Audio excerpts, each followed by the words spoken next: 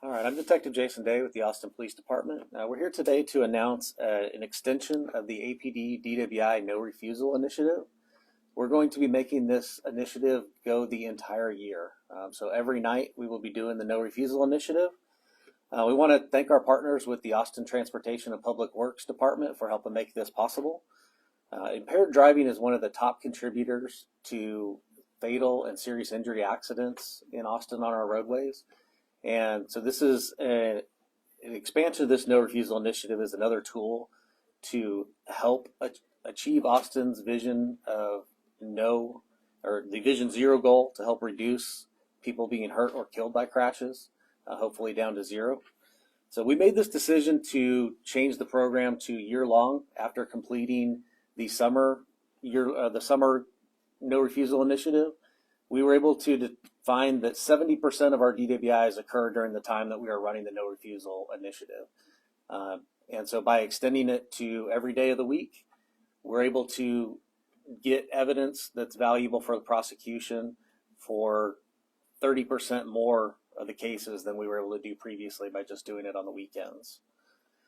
There was a 30% increase in the number of warrants that were done in 2024 over the summer than was done in 2023. So we felt that the program was valuable, and we wanted to extend it. So some of the questions that we've gotten before is, what is the No Refusal Initiative? What the goal of the No Refusal Initiative is to help deter drivers from becoming intoxicated and getting behind the wheel and driving. We want to try and discourage that behavior so that we make the roadways safer and reduce crashes and accidents.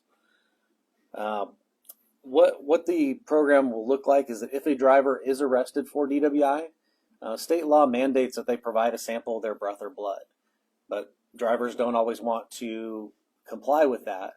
And if they do refuse to do so, what we will do is present the case to a judge and ask that a warrant is issued to order that person to provide a sample of their blood. If the judge believes that there's probable cause in the case, they'll sign that warrant, and then we will inform the subject and do a blood draw. Our goal of this program is just to make the roadways as safe as possible. So far this year, there's been 68 fatal accidents in Austin, and many times that many serious injury accidents. Those things are avoidable and preventable. We can all agree that the roadways are safer when people are not driving impaired. We realize that Austin is a fun and vibrant community. We have events, we have ACL and South by Southwest, football games, soccer games. We want people to get out and enjoy the community, but we want to make sure that they have a plan and have a safe ride home. So with our partners with Austin Transportation, we'll talk about some of those other options.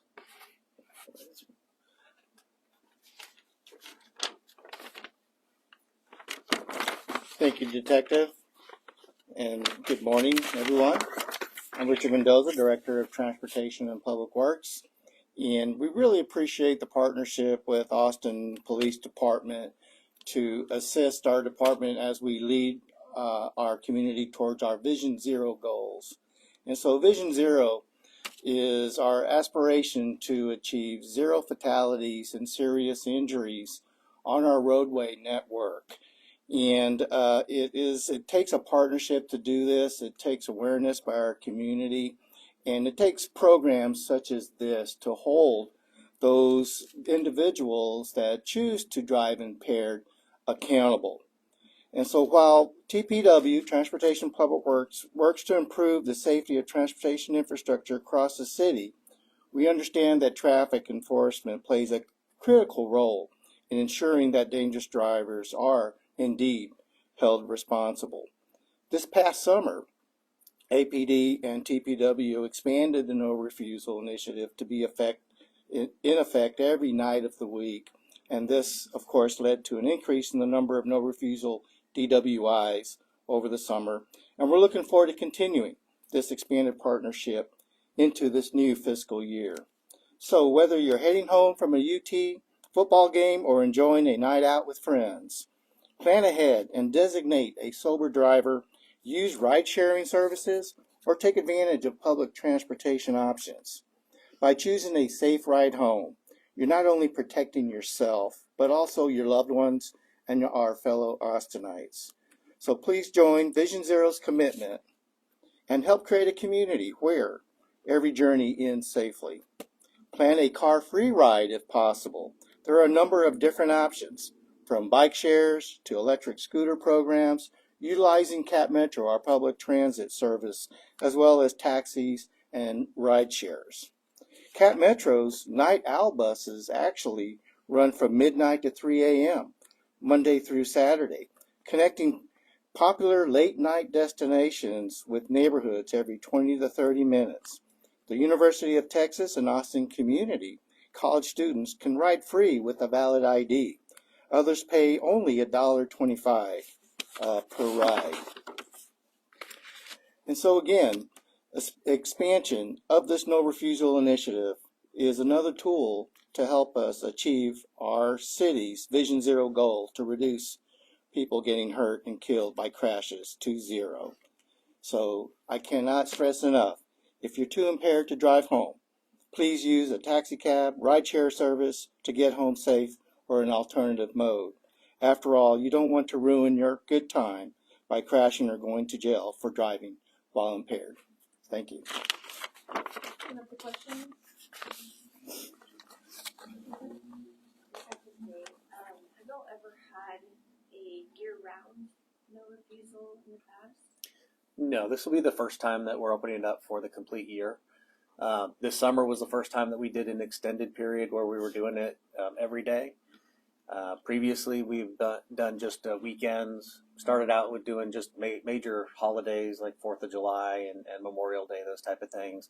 We expanded it to do weekends, and then this summer, the every day. And every time that we've done it, I think that we found some value in not only trying to get the message out to people and try to discourage them from just drinking and driving in general, but then also on the prosecution side, that we want people to know if they are drinking and driving and they do get arrested, we're going to gather the best evidence that we can so that those cases are prosecuted and handled correctly. That's just another deterrent. Our goal, we would love that nobody drinks and drives ever, and that I didn't have to be up here. We didn't have to be taking people's blood. But one of the ways that we're going to try to achieve that is by making sure that we have good cases to prosecute. On any given day or night, that obviously there isn't no refusal, how many people, percentage-wise, how many people would you say do refuse? So it's always an individual choice. I can't tell you. Over a large period, I'd say probably about 40% of the people are refusing. And so with this initiative, we're able to capture the evidence on those cases. Detective, do you partner with bars at all? How do you make sure that they're also not over-serving people, or how are they making sure that people know that there are other options to get home? So we don't specifically partner with bars through my unit. There are other entities that go out and talk to bars with different things. TABC is heavily involved with the bartender training.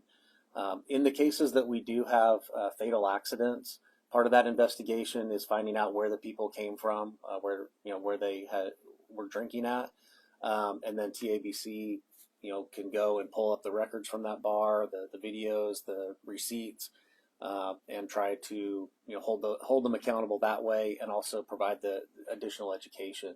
Because bars are a huge part of it, right? We don't want them to overserve people, but they're also not the ones responsible for what people choose to do after they leave. And I think through these media messages, I hope the general population is aware of all the different options. The options have gone up so much more from what it was when I started as an officer, and we only had taxi cabs, and there was not enough taxi cabs to take everybody home. But now with the advent of all the ride shares, you can get a car there in a matter of a couple minutes. And so there is really no excuse for people getting behind the wheel and driving after they've had too much to drink. There's so many options these days. Detective, I'm assuming you'll work with judges to ensure that y'all can get these warrants. Yes, ma'am. The only way that this initiative is possible, it is all by a warrant signed by a judge. So there is an Austin Municipal Court judge that is at the jail 24 hours a day, working on getting people processed and released from jail for a variety of cases. And so we are able to see those judges. We do have to present probable cause, tell them, and make sure that there is we meet all the elements of the offense. It's not just a rubber stamp. All the cases are reviewed and approved, and the judge will only sign it if they believe that we've met the elements of the offense. Put a case in and then Detective, any plans to reinstate the DWI unit, and if so, how would that work? I would love to reinstate the DWI unit, and it's definitely one of our goals. Unfortunately, with the staffing issues that we have to figure out where to get those bodies from. Hopefully, I believe that this is the first year in about 6 years that we have had a positive growth. The previous 6 years, we've had less officers at the end of the year than the beginning of the year. Our recruiting department is working very hard to try to get people in the door and through the recruiting thing. I think this year will be the first year that we actually grow, but it's just going to be by a few officers. So we really need to get people in the door, get new officers coming through to restaff patrol, so that we can start getting back to some of our proactive policing efforts. Yes, I have two questions. So the first one is, what are the specific charges that are alleged in a person if a person refuses?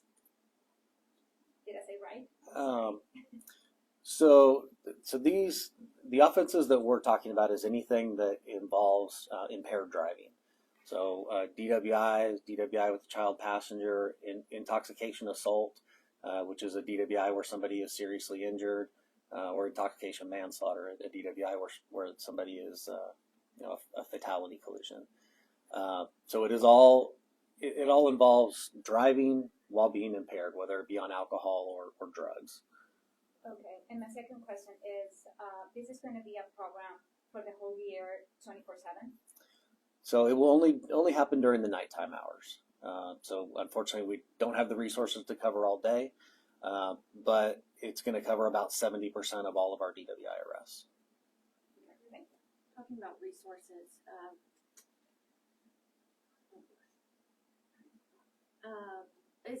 is this more or less work for y'all to have this no refusal? So it is more work. What the process looks like is that we're able to staff one DWI expert to be down at the jail and help officers process their DWIs. So even on cases where somebody is going to consent and provide a sample willingly, this no refusal person is able to help the officers walk through those cases, help try and collect the evidence, and make the process faster. On the cases where people are refusing, then that DWI expert will help write the warrant and bring it to the judge, see if the judge will sign off on that, and then inform the arrested person that the warrant's been signed and what that means. That expert, is that a new position, or they'll always have that person there?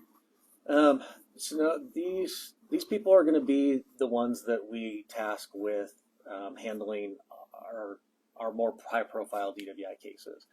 So initially, when our DWI unit was put back on patrol, these were the people that we were talking about. So they still have the expertise in DWI, and we send them all to additional training for being a drug recognition expert, which is the highest training that we have in the DWI world. And we keep those people on an auxiliary team to handle any of the fatality collisions. And so those are our experts. They help train the new officers. And so those are the ones that we utilize down at the jail through this overtime initiative. Okay, overtime initiative. Yes, ma'am. Do you have any other questions? Anything from Mr. Mendoza? Is there any sort of financial incentive for APD to have this no refusal initiative? No, no, there's not. Okay. Good. Awesome. Thanks, y'all. We appreciate you so much.